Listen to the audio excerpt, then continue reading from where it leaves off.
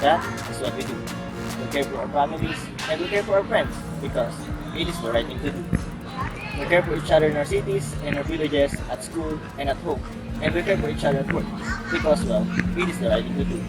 We care for each other at work by protecting each other's health, protecting each other from the hazard, the danger at work. As stated above is concerned with identifying, evaluating, and controlling real or potential workplace environment stressor or hazard that can affect well-being of workers and community members. Awareness of industrial hygiene activity, the environment in relation to workers' health, was recognized as early as the 4th century BC when Hippocrates noted lead toxicity in the mining industry. Early 20th century in the US, Dr. Alice Hamilton led effort to improve industrial hygiene. She observed industrial conditions firsthand and studied mine owners, factory managers, and state officials with evidence that there was correlation between workers' illness and their exposure to toxins. She also presented definitive proposal for eliminating unhelpful working conditions. Now at work, the name for all this protection is industrial hygiene, which is also called occupational hygiene, but it all mean the same thing.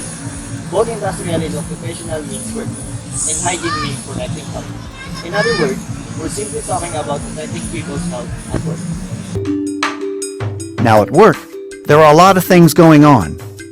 Workers, managers and supervisors, budgets and costs, equipment and materials, production. And industrial hygiene works with all of these. First, industrial hygiene connects workers' physical safety with environmental health. This protects not only workers, but also everyone in the surrounding community. Industrial hygiene unites workers and managers so that everyone comes together to protect each other. Industrial hygiene also links healthy workers with a healthy business, where healthy workers create a healthier and stronger business, with fewer illnesses, fewer injuries, and fewer costs, all creating greater health and greater productivity for everyone.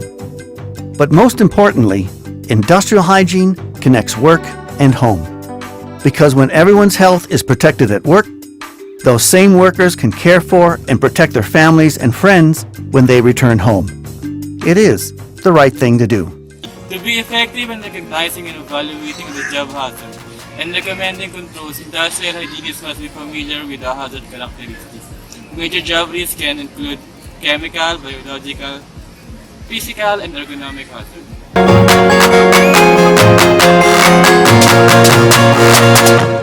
In this video, you will learn about some physical hazards commonly found in the workplace. Let us first identify what are physical hazards. Physical hazards are environmental factors that can cause harm to the worker with or without physical contact. Physical hazards are the most common hazard that can be found in all workplace. Examples of physical hazards include loud noises, vibration to the hand and arm or the whole body, working in extreme temperature, as well as exposure to radiation. Other forms of physical hazards includes electrical hazards, working at height, and ergonomic hazards. These hazards fall under the broad umbrella of physical hazards. Let us take a closer look at these hazards, and identify what are the sources of these hazards, and how they can cause harm to workers.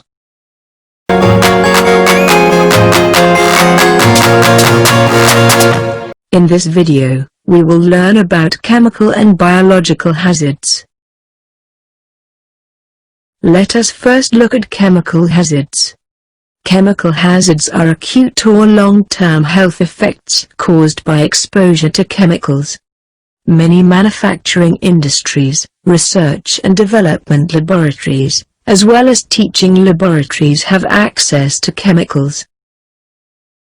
Examples of chemical hazards include dealing with flammable substances, handling organic solvents, as well as acid and base.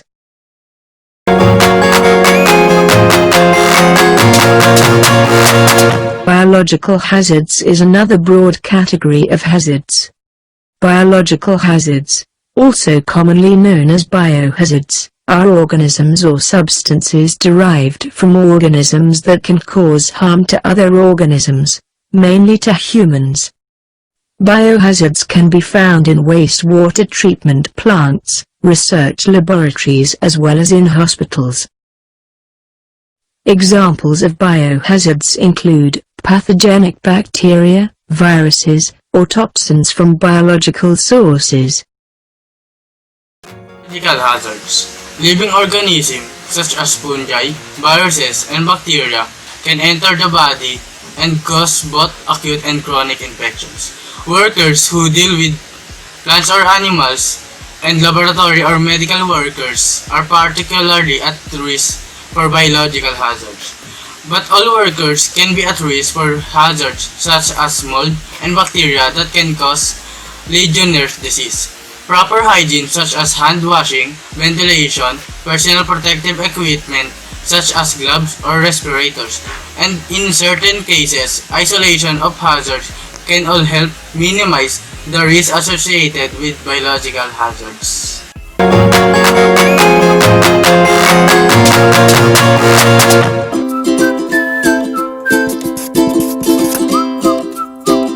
When people hear ergonomics, they often think of this. But in truth, ergonomics is simply fitting the workplace to the worker, rather than the other way around. And that includes lots of workplaces: construction, manufacturing, transportation, healthcare. You get the idea. So today, we're going to cover some ergonomic basics that apply to virtually any workplace. These include proper posture, managing forces, and excessive repetitive motion. Ready? Let's start with posture. Sitting, standing, walking, it really doesn't matter. Proper bone and joint alignment is key. So straighten up that back, keeping ears, shoulders, and hips in a straight line. Good.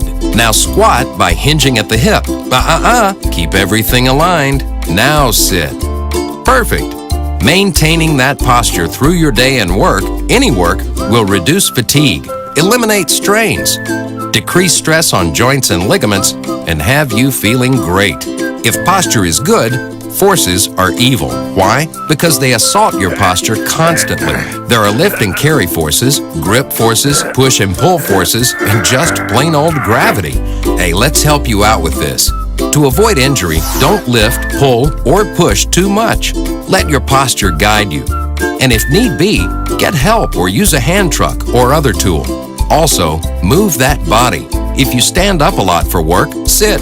If you've been sitting, stand up. Every change is an opportunity to realign and think about your posture. Our last Ergo 101 topic is repetitive motion. Doing the same task over and over and over and over and over and over. Well, you get the point. Repetitive motions from jobs like these can cause carpal tunnel syndrome, joint problems, poor circulation, and more. Fortunately, these injuries are easy to avoid. First, by arranging your work area to fit you and support good posture, and second, by stretching. Stretches like this, or this, or this, well, maybe not that. Every 30 to 60 minutes can make a world of difference and prevent injury. Show off. Let's recap. Ergonomics is all about fitting your work environment to you. So set up your station to support good posture. Be mindful of posture, reduce forces, and take breaks to stretch and realign yourself.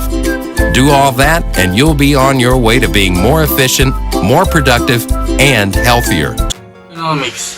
The goal of ergonomics is to reduce stress and eliminate injuries associated with bad posture, overuse of muscles, and repeated tasks. For example, proper ergonomics can help prevent carpal tunnel syndrome, tendonitis, and lower back injuries. Ergonomics can be improved through solutions such as changing the chairs or keyboards office workers use, introducing tools to reduce repeated tasks, or limiting time on certain jobs.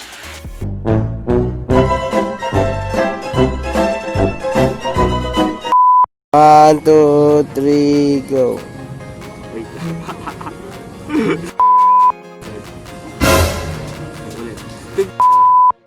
factory partner.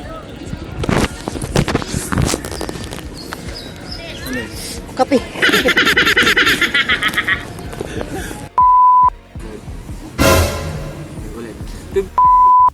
First hand and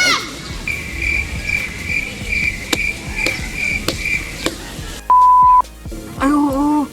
Ang galing niya itong batang to. Ulit.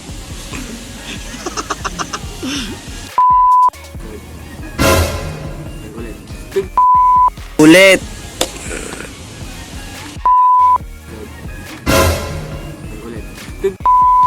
Hippocrates. Hippocrates. Oh, Hippocrates. Hippocrates. Yan, okay.